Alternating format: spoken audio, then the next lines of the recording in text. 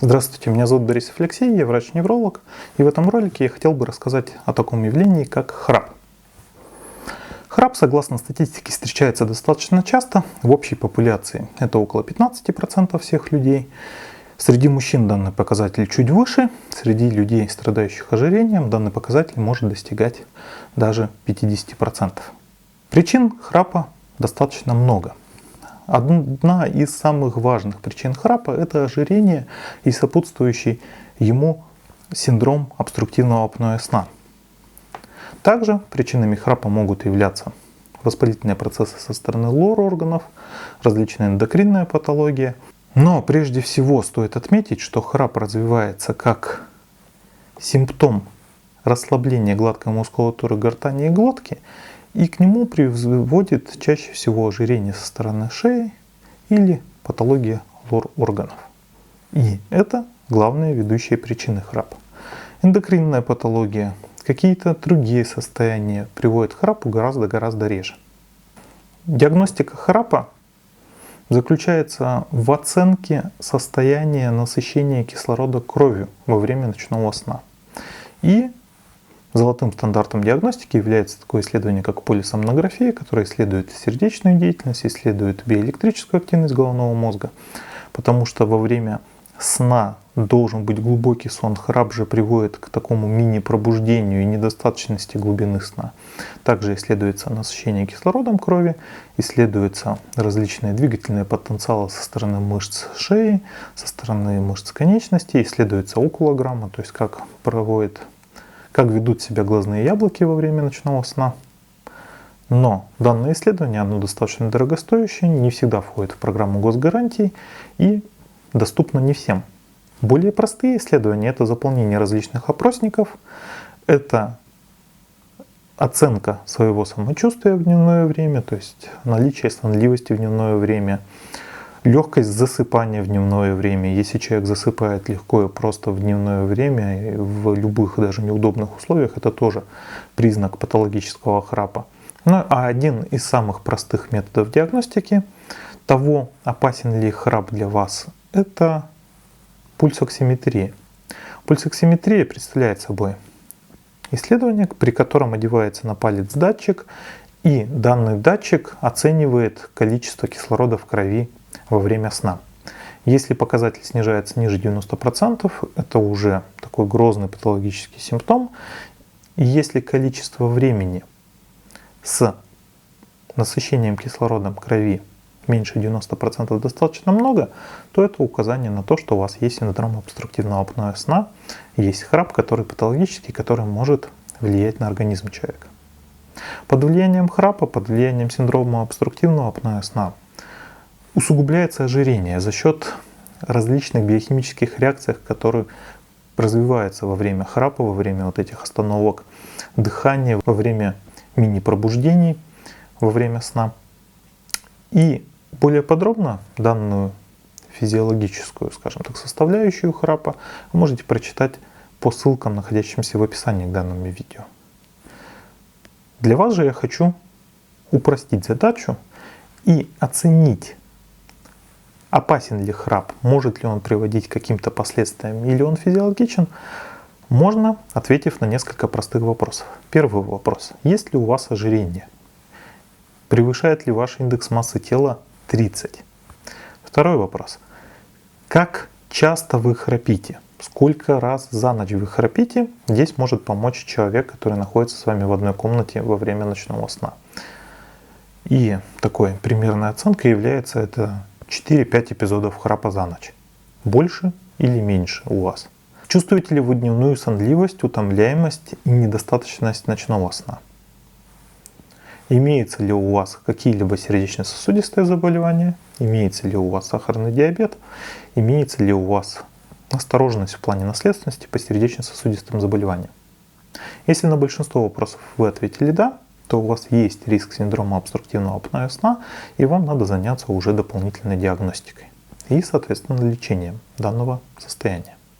В отношении лечения стоит отметить, что прежде всего надо исключить какую-то патологию лор-органов при наличии хронического воспаления, санировать данные очаги, при наличии аномалий развития лор-органов, при удлинении мягкого неба, при различных хронических воспалительных состояниях иногда даже стоит прибегнуть к хирургическим вмешательствам на лор-органы, то есть удалить миндалины, иссечь мягкое небо. Вариантов много, но стоит отметить тот факт, что данное хирургическое лечение не всегда приводит к стойкой ремиссии и стойкому излечению храпа.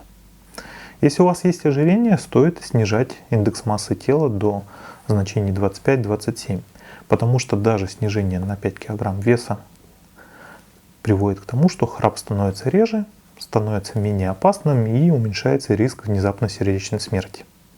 Если же брать золотой стандарт лечения синдрома обструктивного апноэ сна, это СИПАП-терапия, то есть терапия повышенным положительным давлением кислорода. Во время ночи одевается маска, нагнетается кислород и тем самым повышается тонус мышц, глотки, повышается возможность насытить кровь кислородом, улучшается общее самочувствие, улучшаются различные биохимические процессы. К сожалению, СИПАП-терапия доступна не всем, не во всех городах и тем более не во всех поселках, деревнях есть возможность подобрать данный прибор. Да и стоимость данного прибора начинается, наверное, от 50 тысяч рублей или выше. 50 тысяч рублей — это какие-либо простенькие приборы, которые собраны в Китае, не всегда обладают высоким качеством. И именно вот эта недоступность полноценного лечения заставляет задумываться людей о том, как лечить храп в домашних условиях. Различные препараты, в частности эфирные масла, которыми можно полоскать горло, вдыхать, спреи, которые используются для лечения храпа, не доказали свою убедительную эффективность. Они могут использоваться, но они не всегда эффективны. Безопасны, но неэффективны.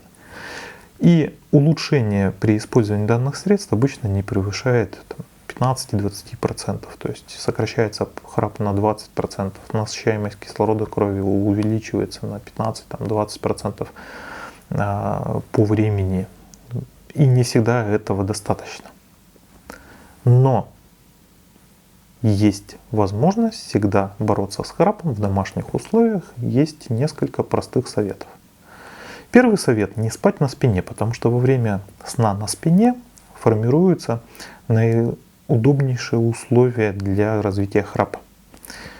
Чтобы не спать на спине, можно прибегнуть к простейшей уловке: спать в футболке, в ночнушке и на спине в районе межлопаточной области сделать кармашек, в который поместить теннисный мячик, какой-нибудь другой предмет, который во время переворота вашего на спину ночью будет приводить к пробуждению. То есть будет дискомфорт, человек не сможет на спине спать, будет пробуждаться и переворачиваться на бок. По данным исследований формируется стойкий рефлекс невозможности спать на спине примерно за 3-4 недели. Соответственно, 3-4 недели вы спите в такой ночнушке и получаете стойкий рефлекс и перестаете уже сами по себе спать на спине. Второй момент, который можно сделать всем в домашних условиях — приподнять головной конец кровати. Это можно сделать за счет подкладывания под головной конец кровати каких-либо брусков, то есть ножки кровати ставить на данные бруски. Возможно, при поднятии матраца, использование, естественно, функциональных кроватей, но это уже более дорогой метод. И приподнятый головной конец приводит к тому, что количество эпизодов храпа уменьшается. Третий момент. Во время ночного сна желательно проветривать помещение, хотя бы перед сном, если дело касается зимнего времени суток, либо держать окошко открытым постоянно. И все же, наверное, самый важный момент — это избавление от лишнего веса. Безусловно, при храпе, при развившихся стойких патологических процессах вес скинуть сложнее. Все это завязано на то, что организм постоянно находится в стрессе и начинает условно экономить любые энергетические ресурсы и стараться их запасать. Банально, организм сам себе говорит: меня ночью лишают кислорода, вдруг лишат и еды, и воды, я хотя бы запасы сделаю.